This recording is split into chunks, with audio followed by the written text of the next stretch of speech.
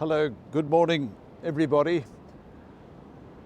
One of the things that I enjoy about being here, amongst the many things, and we've spoken about those before, is sitting and watching the bird life.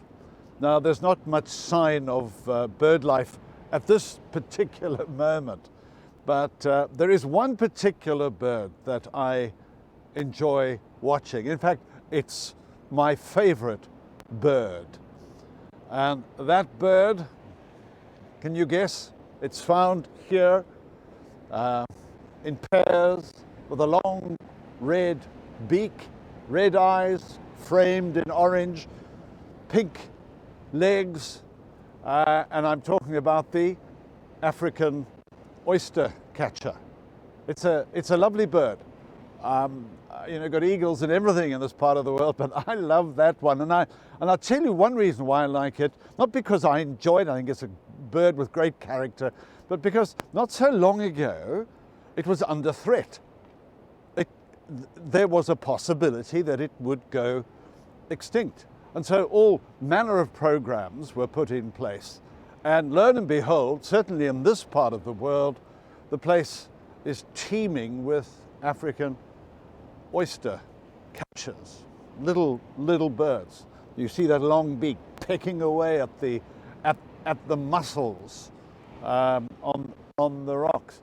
And I said to somebody not so long ago in a very informal discussion that mine is an African oyster catcher theology. And I thought, what on earth do you mean when you speak about an oyster catcher theology? Well, it pertains to God so loving the world. Yes, you and me, we're made in the image of God, but we mustn't think that that is the extent of God's love for the world. He made this world, after all. You can read it there in the book of Genesis, the detail, the wonderful, wonderful story of the creation, of God looking and saying, it's good, wow, this is good, this is good. He enjoys it, so for goodness sake, we should enjoy it as well. And amongst the things that God made was an African oyster catcher. And when he hears that because of our overdevelopment of our coastline, that his dear oyster catcher is in danger of going extinct, he raises up people to become concerned about the well-being of that bird. And you think, well, hasn't God got more important things to worry about? Believe me, that oyster catcher, if Jesus' words are true in the New Testament about sparrows, he notices when a sparrow falls that oyster catcher is as important to God as anything else.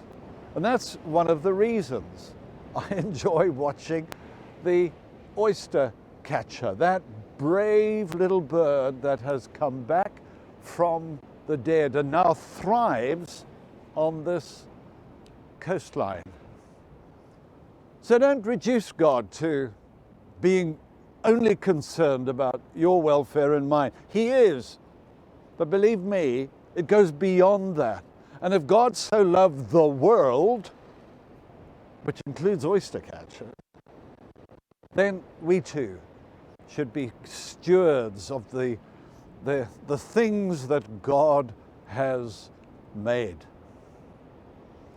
A thought for the day, perhaps. You should take time and come down to the rocks of the marine pool or even other places up and down from here and go and enjoy the African oyster catcher.